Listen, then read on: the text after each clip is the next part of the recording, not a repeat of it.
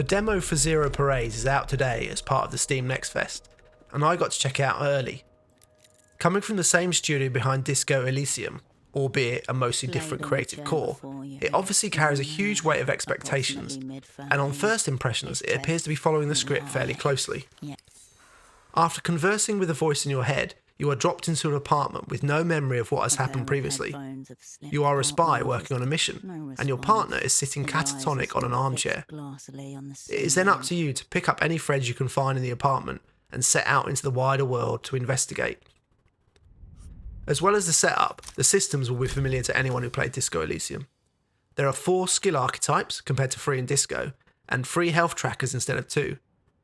Maxing out one of these health trackers forces you to sacrifice a point in one of your skills, which I wasn't a huge fan of, especially as I felt the way my anxiety grew in the first part of the game was rather arbitrary, and losing a full skill point inside the first 10 minutes seemed very harsh. It may be that over the course of the game this system balances itself out. One thing that did strike me during my time with the demo is that I felt the game was trying a bit too hard to be intellectual, especially early.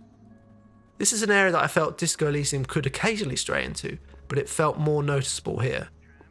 Which brings me to my most pressing thought regarding Zero Parades.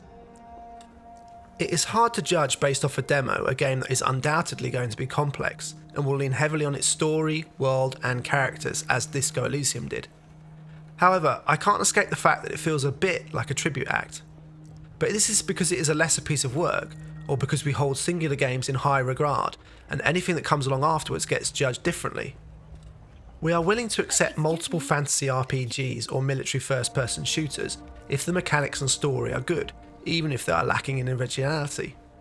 For Zero Parades, it is cribbing from what is considered one of the best RPGs going, and is the studio's follow-up to that game, with some caveats.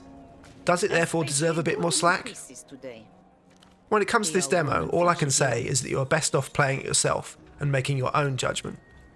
Because of the stature of Disco Elysium, each player will come into Zero Parades with their own preconceptions and ideas about what they would like to see in a follow-up. Because of that, the opinions I have about this demo may mean nothing to someone else, so you're better off trying it out for yourself and making up your own mind.